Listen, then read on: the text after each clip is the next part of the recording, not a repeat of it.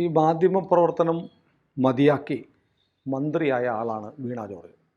പക്ഷെ വീണ ജോർജിൻ്റെ മൊത്തത്തിലുള്ള പ്രവർത്തനങ്ങളിൽ മുന്നിട്ട് നിൽക്കുന്ന അരഗൻസാണ്.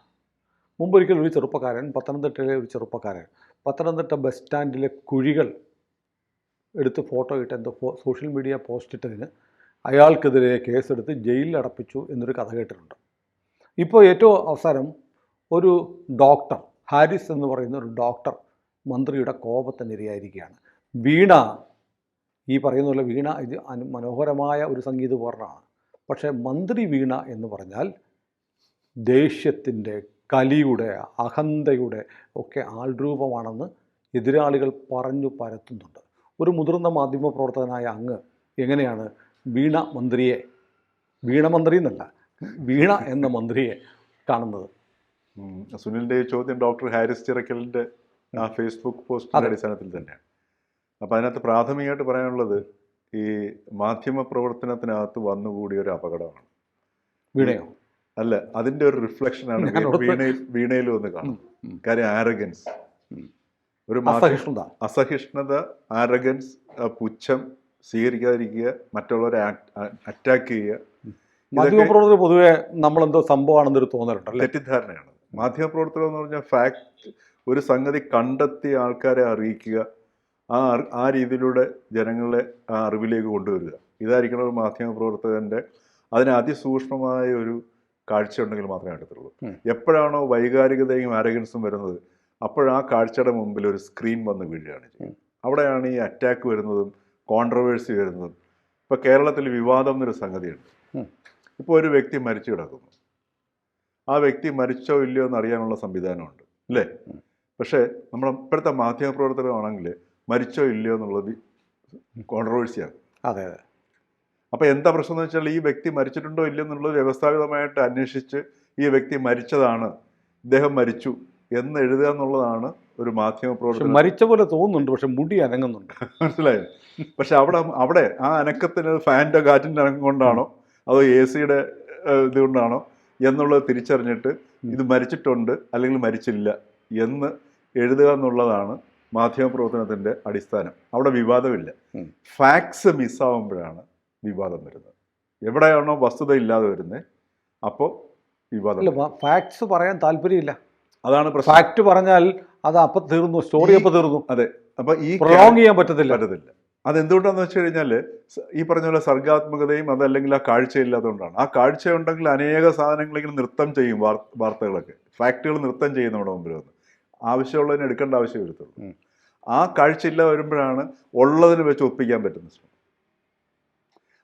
ആ ക്യാരക്ടർ, ആ സ്വഭാവം, ആ മാധ്യമ പ്രവർത്തന സ്വഭാവം, ആ ശൈലി വ്യക്തി എന്ന നിലയിൽ മന്ത്രിയായപ്പോഴും തുടരുന്നതിൻ്റെ ലക്ഷണമാണ്.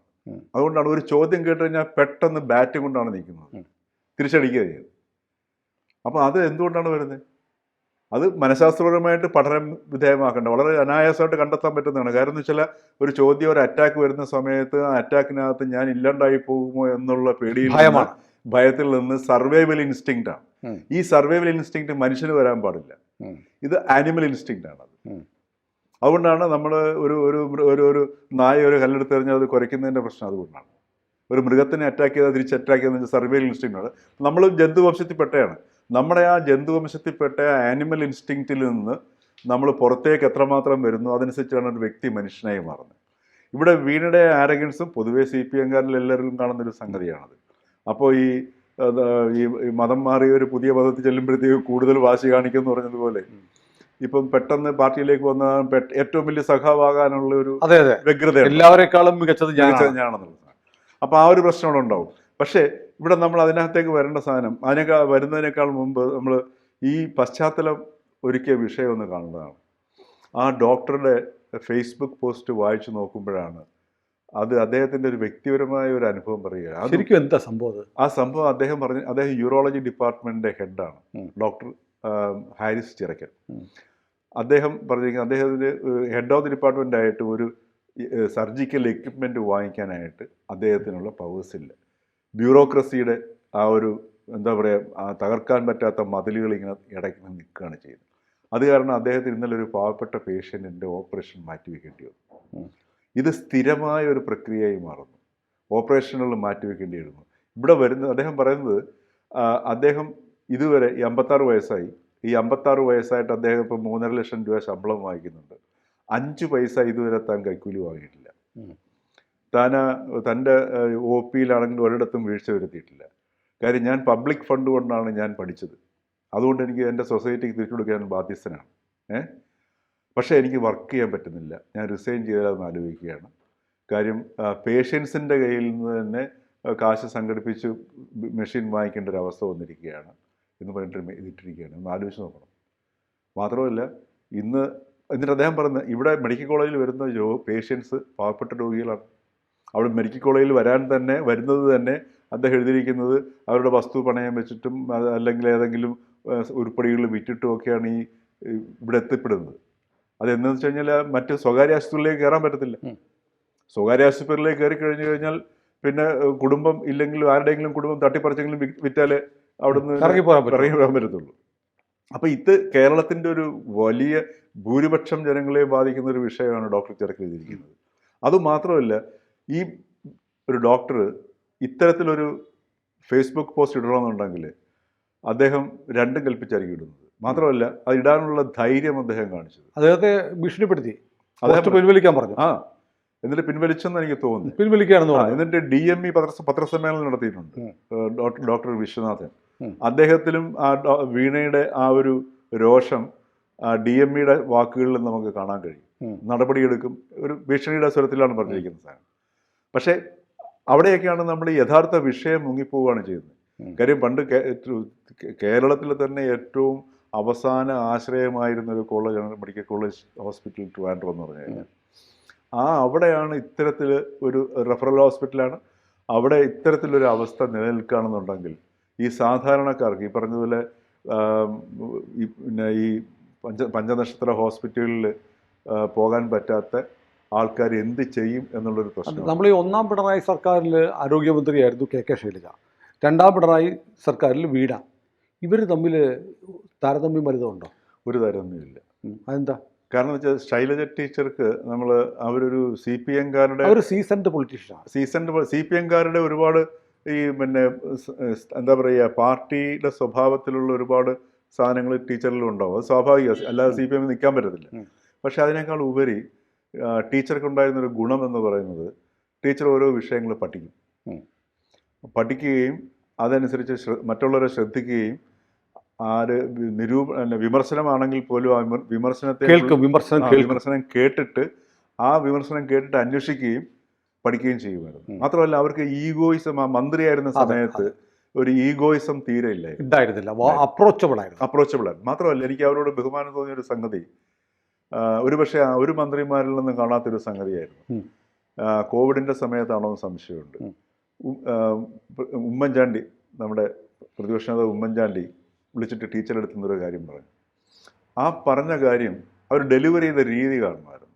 ഉമ്മൻചാണ്ടി സാർ ഇന്നലെ എന്നെ വിളിച്ചിരുന്നു, സാർ ഇങ്ങനൊരു കാര്യം എൻ്റെ അടുത്ത് ശ്രദ്ധയിൽപ്പെടുത്തി, അത് ഇന്ന രീതിയിൽ ചെയ്തിട്ടുണ്ട് എന്ന് പറയുന്നു. അത് വാസ്തവത്തിൽ അത് കേൾക്കുമ്പോഴാണ് നമ്മൾ ജനാധിപത്യത്തിൻ്റെ ഒരു സൗന്ദര്യം നമ്മൾ കാണുന്ന സാധനം. മാത്രമല്ല, അത് ആ ഒരൊറ്റ ഒരു സമീപനം ഉണ്ടല്ലോ.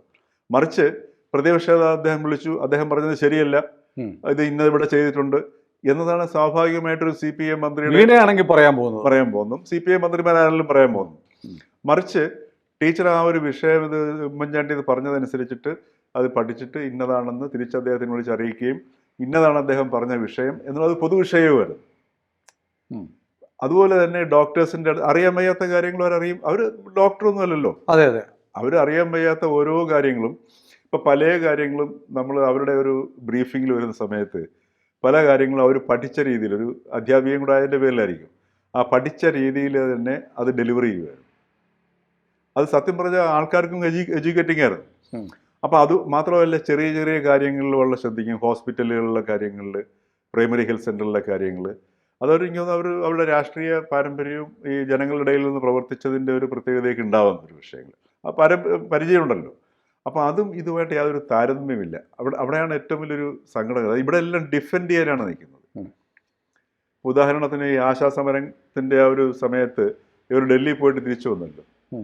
തിരിച്ചു വന്നിട്ട് ആ പത്രക്കാരെ കാണുന്ന സമയത്ത് ഏതോ തന്നെ ആക്രമിക്കാൻ വരുന്ന ഒരു വിഭാഗത്തിനെ നേരിടുന്നത് പോലെ ഒരു പരിചയമായിട്ടാണ് നിൽക്കുന്നത്.